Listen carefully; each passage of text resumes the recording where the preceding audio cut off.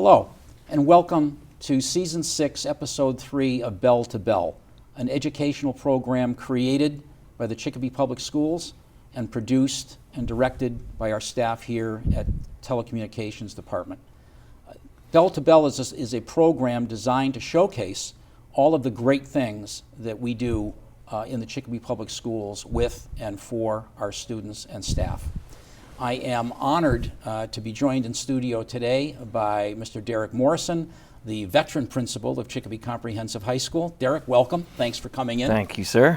So let's get right into it here. The high schools, our two high schools, have been somewhat in the forefront of the turnaround process relative to where they came out in terms of MCAS scores and percentage-wise. Correct. We're not unlike many high schools across the state with respect to this issue. Right. But why don't we start out by having you define a little bit the idea of trying to stay out of level 4, which we've been successful so far, Sure. and why schools would not want to get into a level 4 designation. Sure.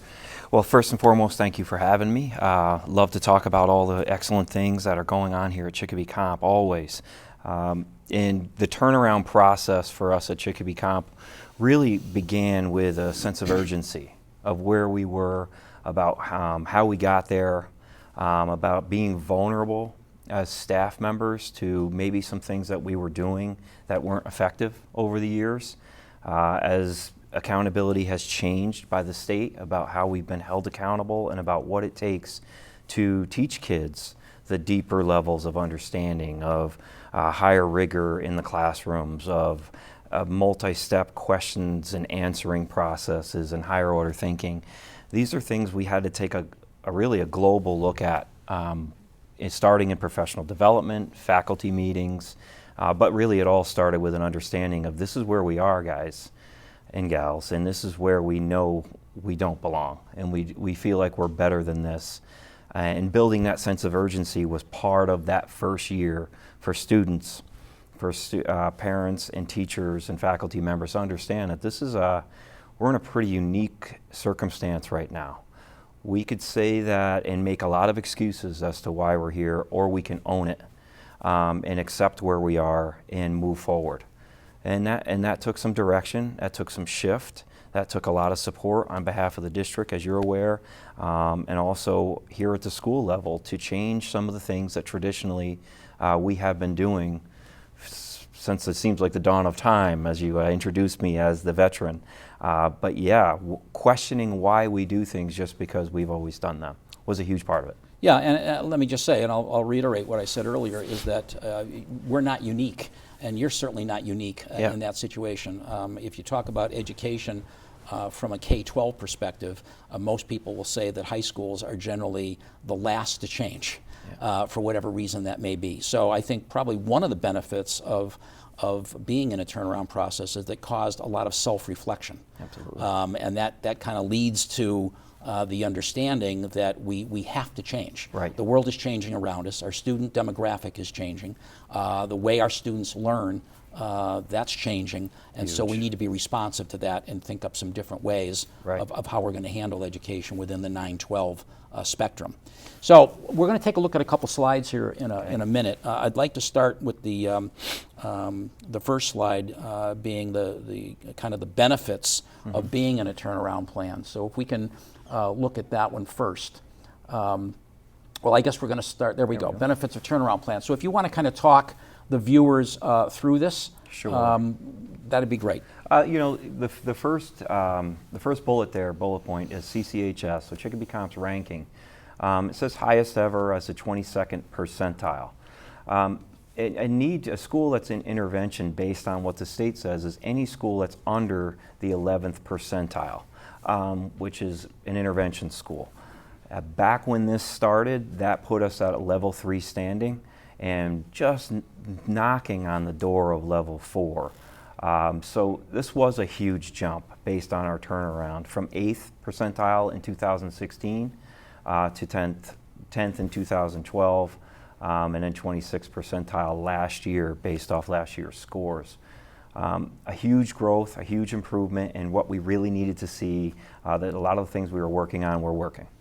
So, And what would you define as some of the biggest reasons for that huge jump between 16 and 18? one of the large jumps that we're still kind of taking a look at is database scheduling. So our database scheduling coming from 8th grade, as our viewers might recall, when they were in high school, oftentimes we were placed where there was space to put us. So if you're taking English 9, you're placed in English 9. If you were taking math, geometry, or algebra, you were just placed where there was a slot for you in years past. Now we use a lot of the scoring pieces that we've had. So MAP scores, MCAS scores, and inversely, it was all based on teacher input. So a lot of teacher recommendation, heavily laden on, did the teacher the year prior think that you were capable of taking an algebra honors, so to speak. Now we base that on data. What is the student's capability? And I think that that's been one of the huge big shifts here at Chicopee Comp. That's great. Yep. That's great. So a couple other points on there that we probably should stress. First of all, NEASC, which is the New England Association of Schools and Colleges, which does biennial evaluations of schools all the time, and then certifies that they've met the standards.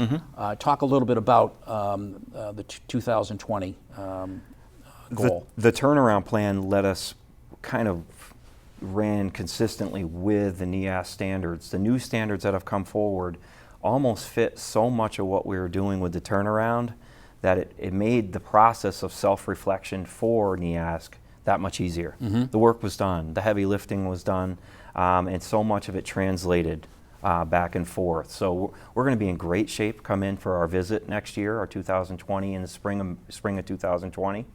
We're going to feel real good about where we're at, which is a big relief for staff and administration, because as you know, the NEASC visit is a pretty intense process where you come in and they open the hood and take a look at about everything we offer our kids. Right, right. And how about that last bullet there about what's the importance of the students and staff that they understand thoroughly the state's accountability formula and how it impacts the school as well as them individually? For the students, I'd stay with them. It motivates them. What we found is we also did, I believe, a bell-to-bell back when this started, and part of that was get an understanding from the students. The students' fear, going back to your original question, was we were going to lose some of the freedoms we had in our educational process. Things were going to become more restrictive if you were a school in turnaround that falls below the line, and the state comes in and wants to restructure you and or your district. We are sandwiched in two cities that struggle, as you know, Springfield and Holyoke, with those very circumstances. So students being on board, some of it is just, hey, I can apply myself more, I can do more in my class. It's not my teacher's fault all the time to have to do all the heavy lifting. I have to meet them halfway. So we noticed that our students really started to take the initiative to say, we're Chicopee Comp Colts, we're better than what they say we are, and we're going to prove it to you. So I think some of it was a challenge. It was kind of like a gauntlet challenge, and we're going to stand up to it. And staff, very, very similar. I can recall when staff first got the true understanding of where we were, there was a lot of gaping jaws in the room. There was a lot of like, oh my God, how did we get here, so to speak? And clearly that was, we know we're better than this. We know our students are better than this. What do we need to do? Everybody was looking for that silver bullet. What do we need to do to improve? Well, a silver bullet's not always that easy to find, but it takes a lot of reflection and a lot of work. Well, it seems like you're certainly on the road to handling those challenges pretty successfully. We're going to take a look at another slide now, because you are finishing the second year of the turnaround process for you. So we'll take a look at kind of the results of year two. So can you, if you want to address any of these on the slide, that would be the middle bullet there, all equally important bullets, but that middle bullet in regards to the new math and ELA curriculums that came down for grades 9 through 12, full participation that has on it. So last year I can speak on the ELA curriculum. It was a different curriculum. We piloted a program here by McGraw-Hill, only grades 9 and 10 at the time when we piloted it. So this year, the biggest difference going with the Pearson program is it's grades 9 through 12. Full departments, both math and English, McGraw-Hill in math, Pearson in ELA. And I think when you have a full department all working towards something and a common goal, it's been a huge benefit.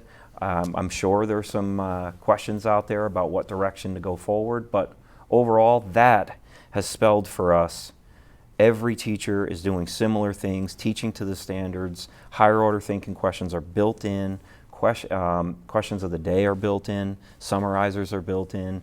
It really has made the process of being a high school teacher, I go back to teachers doing too much. This has relieved some of that, I truly believe, to put more emphasis on station work and moving your classroom model around a little bit differently than what we might recall the old chalk and talk method, so to speak, when we were younger.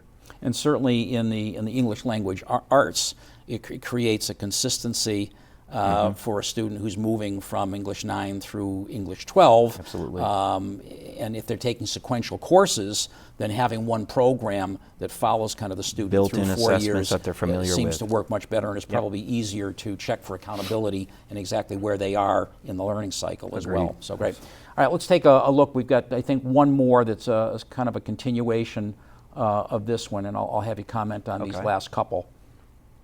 The Counseling Center, this comes up often, and you're aware, in regards to the social emotional supports of students these days. This is something, obviously, at Chicopee Comp, over the course of years, we've had our struggles, we've had some challenges, and we continue to work through those. Our students are facing challenges around this time of year, and this like they've never felt before. And supporting that and reestablishing a counseling center approach, pairing up guidance counselors, team chairs, and assistant principals on the same unit creates a team. And that team model has been very effective this year in its first year, and we look forward to adding to that. I know with district support, we're hoping for that adjustment counseling model to come on board and add some additional supports for our students. I think it's going to be tremendous. And the second bullet is the first thing I talked about in regards to database scheduling, making sure students are placed where they can succeed, in pushing them towards honors, where a student may not have used to think that they can handle the honors or AP level coursework. Well, their data states otherwise, and it gives them that opportunity to grow. And we want to challenge them to kind of get out of their comfort zone. Absolutely. And really apply themselves to the utmost. And that could be the difference between them succeeding at college, because quite often, you know, the rates at college, students go off to college and it's a different level of thinking and working. So we encourage our students here to take AP, to take a college course with a teacher that they might know and be familiar with. It's much better to take a chance here and maybe come out with a C or a C plus or a B, and you still leave with college credit courses in most cases. So some of that is just getting students to understand you can handle this challenge. You have a student there to support you, or a teacher there to support you, and you also have a guidance and counseling support staff that can do the same. So that's great. And you know, we are a comprehensive high school, and there aren't that many in the state. They tend to be the old traditional vocational schools, but a comprehensive high school looks at really career technical education in a little different way. And we'll have Mr. Wydella joining us in a little while. But your CTE students right now, your career tech students, are actually building a house from scratch. And I know that we've done that before. But that really gives, I think, the kids that are interested in working with their hands a different way of learning, because not everyone learns simply from sitting and reading a book or listening to a teacher give a lecture. They have to be actually creating and using their hands. So we're going to look at a video here in a few seconds about an exciting project that's going on well beyond the walls of the traditional classroom. We're on Gray Street in Chicopee, about a quarter-mile away from our school. This is where our house is that we're going to build. It's about a 2-year project. We'll frame it this year, side it, and then next year we'll do the interior.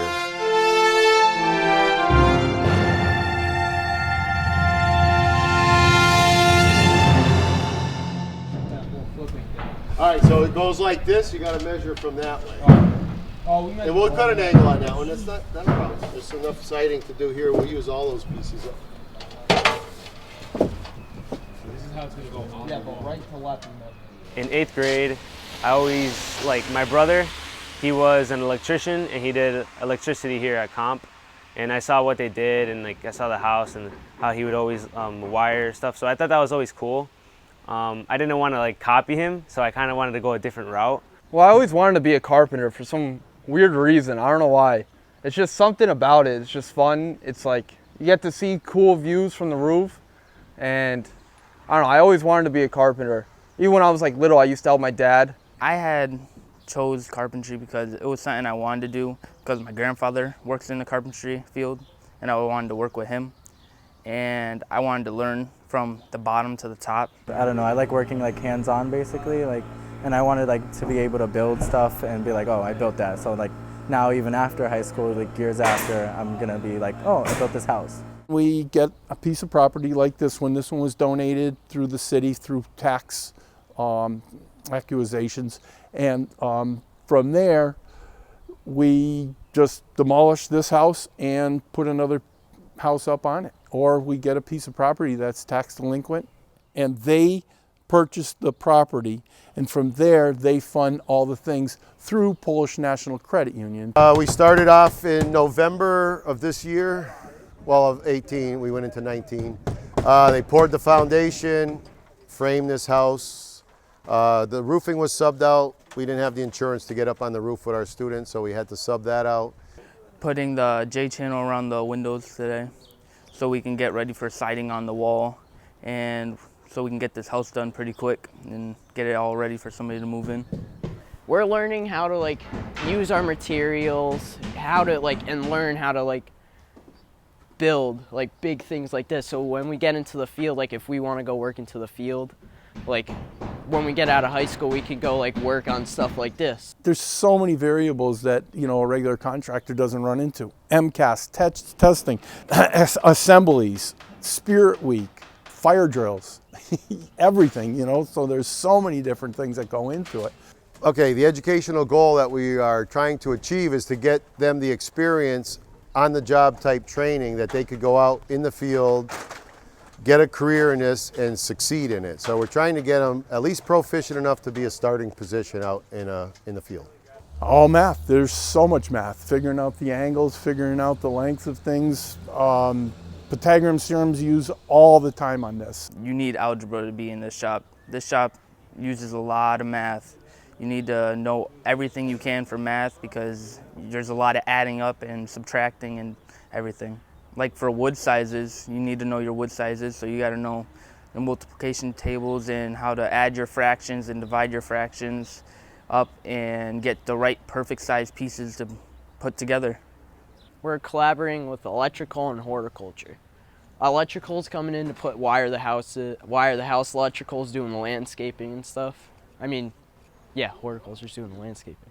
As you leave, a kid can say, I built a house, you know, and here you got from 15 to 16 to 18-year-old kids who are doing all the work. Almost 95% of this house is built by the kids. I mean, I would even say 99. I think it's great to learn like this type of trade for the future if you want to build something on your house or if you're looking to do like a side job. What I've learned is that you can turn nothing into something. So you can start with little and make your way up to something huge. I hope my son does what I do. Join the CT program here at Chicopee Comp.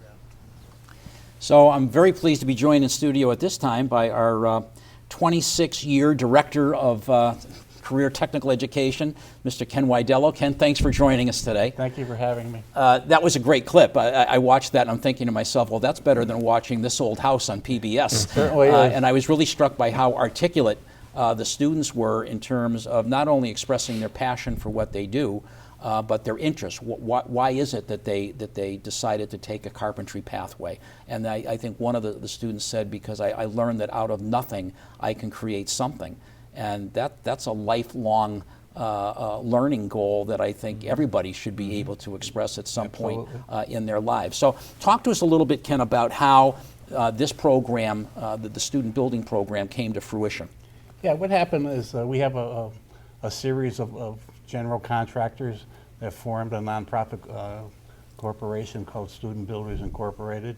In other words, we couldn't go out and buy land or buy material, so through the help of especially Nick Riley, which is the president, puts in a lot of time to make this happen. And what happens is they secured a loan. We were fortunate enough this year to have Polish National Credit Union step up to the plate and give us a zero-interest loan, which helps us so we don't have to pay interest. The thing that I would just want to say about a comprehensive setting is it's a great setting. Our students have shop and academics every day. It's not a week on or week off like a traditional setting. So this is why we excel in our academics. You just think about leaving a math class on Friday and not coming into another math class, and a vacation falls maybe for 2 weeks. So that's why we've always been lucky with our MCAS scores, because it's consistent every day. The problem with building a house with a comprehensive setting is you have usually two groups. You start off with a group which would be our juniors in the morning, and then they come back to school to do their academics, and then the seniors, which are finishing up their academics, are just starting their CTE area. So that's the same thing in culinary. One group starts the meal, the other group finishes and serves. So there's a little bit of logistics involved. But getting back to the building site, this happened to be on Gray Street, and through the graces of the mayor and the city departments to make this all happen. It just doesn't happen overnight. It was a process of over 6 years with a foreclosure. Then the city gave us the land or donated the land. And the stipulation this year, which was quite different than in the years previous, there was some $10,000 by Wells Fargo given for the demolition of the old site, which helped us a lot, so we didn't have to put a lot of our upfront money to be able to do that. So after this long process, the property was finally turned over to Student Builders Incorporated. We removed the old site and then put into the new site. The challenging part of this location is a very small lot. It's a sloped lot, so our drafting department had to come up with a plan to be able to fit on this small footprint. And then as one of the students said, we have carpentry involved, we'll have welding involved, we'll have horticulture involved, and obviously electricity involved. So it's a multifunctional department project. The thing that we like to do when CTE is involved the students with a community project.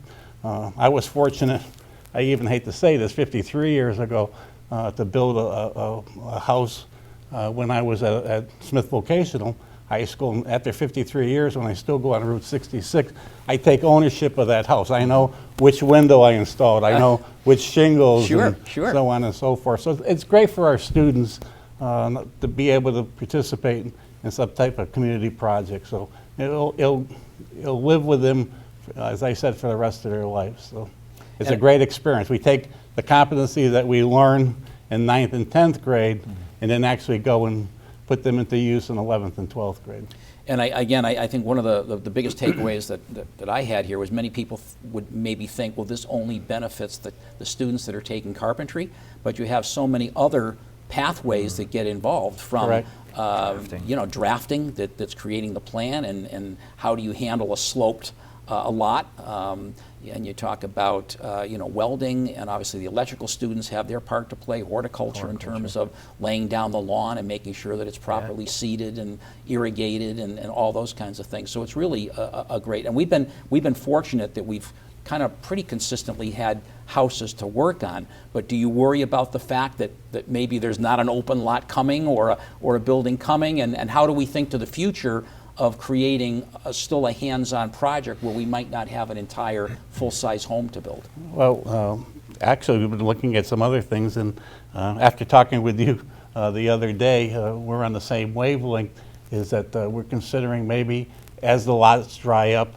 We also do a lot of renovations in the school, and the city also uses us. We had a big project several years ago on Baskin Drive when they moved the maintenance of the department buildings over there.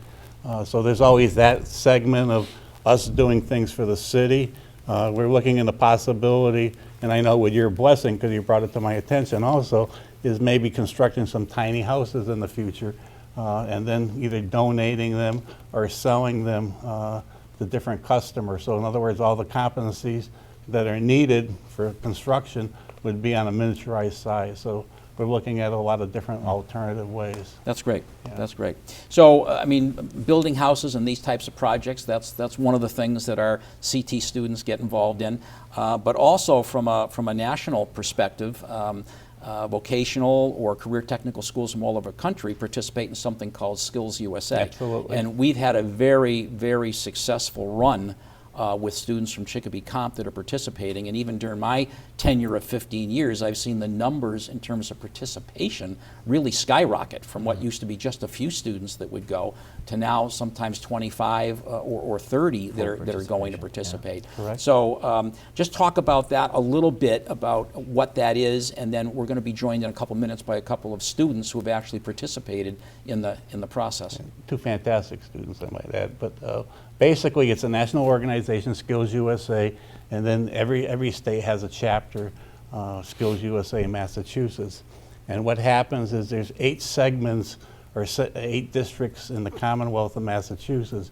So we belong into the Berkshire district. So when we do, there's actually 2 segments of the competition. One is called districts, where our students go and compete against the other 8 schools in our districts, and it's mostly a written exam. They leave here very early in the morning, and it's usually held up in North Adams, so it's a full day, and they usually come back at 6 o'clock in the evening. So it's an intense testing, and we sent this year 60 students to the districts. So if you multiply that by 8 schools, you can see the number of students participating in each district, so the competition is pretty fierce. The medal winners of first place and second place then have the opportunity to participate in the states, which is, we just finished the states in April, which is held in Marlborough, Mass. So out of the 8 districts, the 2 top medal winners go and compete, and they do the competency part. So in other words, if you were in a DVC, like we're going to meet a young lady that specializes in photography, so she's competing against all the gold and medal, silver medal winners of all the other 8 districts. So then it's narrowed down. Then the person that places first in the state districts then go on to the nationals, and it's called Team Massachusetts. And then if you win the nationals, then you go to the world. So it keeps on building. Skills USA is comparable like the Super Bowl. Like the New England Patriots, you play your regular season games, and then you move into the playoffs, and then eventually into the Super Bowl. So it's a big thing.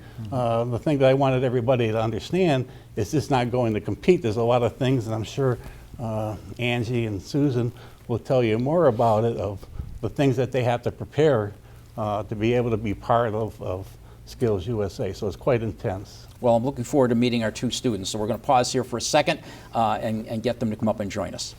Great. What does career readiness mean to you? How is one successful? How does one possess these skills? It starts with the passion. Collaborating with others through teamwork. Leadership. Having the courage to get up, willing to succeed. Staying organized. Stepping up to the challenges when others do not. Working under pressures, making every second count.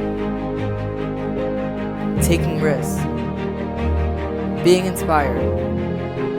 Having the confidence to succeed. Allowing time not only for yourself, but others. Displaying professionalism throughout your career. Career Ready starts here, now, and forever. Are you ready? So we're now joined in studio by 2 of our Skills USA stars. And Mr. Wadello, why don't you introduce them to the audience? Thank you, Mr. Reed. It's my pleasure to really introduce 2 outstanding young ladies. Susan Chang, she's the president of our chapter of Skills USA, and Angie Vega, one of our most current medal winners. She won a bronze medal in photography this year. in the States. Fantastic. Ladies, thanks for joining us. Thank you. So that clip that we just saw, although it was very short, I think kind of showed the essence of a little bit of what Skills USA is all about. And that was part of the competition that we saw. And I think we saw a little bit of the opening too, walking in. But Susan, I understand that you participated in one of those competitions. Why don't you talk us through a little bit for the viewing audience what that's like for you individually and for the other students that participate in it. So thank you so much for having us. Sure. Here. Skills USA, basically, that was only one of the numerous competitions that we had. My competition, Digital Cinema Production, we actually start preparing for this long before the 3-day event actually occurs. We set up our camera, we write out a script, and we decide what we want to do when we get there. The day of, we can start filming. Our purpose is to make a 60-second kind of like an advertisement film for Skills USA based on the year's motto. This year was Career Ready Starts Here. So the day of the competition, the morning of, we wake up early in the morning and we actually start before the rest of the competitions in order to set up and start filming. It starts at around 8 in the morning and we have till 1 to finish recording all our footage and editing. And it's really stressful, and while it seems very short, there's a lot that goes into it, and it's just a great experience. So are you in a private area where you're doing yours? Are you in a large room where all the others that are competing in the same event are also recording theirs? How does that work? So we set up in one classroom where everyone would bring in their computers and set up. The hardest part is everyone going out and shooting the footage, as you guys have seen in the video. We have to go out to other events that are also currently occurring, and we get footage of what their events to add to our video. And then as your day comes to a close, are you judged immediately? Do you know where you stand immediately, or is there a delay in that process of who's won or who's placed? The third day, the final day, is the award ceremony. Okay. That is where everyone finds out where they placed and how they did. So I'm guessing that that's a pretty sleepless night, the night before the awards ceremony, because you don't know if you're placing or not. Very good, good. And Angie, congratulations on your bronze medal. Thank you. And tell us a little bit about what it took to win a bronze in that type of a competition. It took a lot. So there's multiple for photography. There's like 4 parts. You actually take a written test there. You have to troubleshoot printing problems, so figuring out what went wrong with the pictures.